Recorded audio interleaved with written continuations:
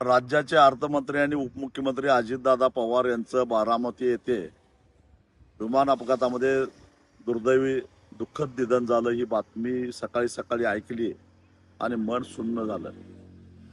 महाराष्ट्रानं एक उमद्या स्वभावाचा, एक दिलदार आणि मोकळ्या ढकळ्या स्वभावाचा नेता गमावलेला आहे. महाराष्ट्राचं राजकारण, त्याचबरोबर समाजकारण, सहकार आणि राज्याच्या आर्थिक स्थितीची खडानखडा माहिती असणारा एक अभ्यासू अशा प्रकारचं व्यक्तिमत्व महाराष्ट्रानं गमावलेलं आहे.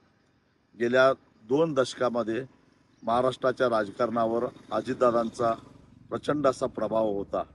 शेतकऱ्यांच्या प्रश्नावर अनेक वेळा मी त्यांच्यावर टीका टिप्पणी केली, पण त्यांनी कधीही व्यक्तिगत पातळीवर ते घेतलं नाही.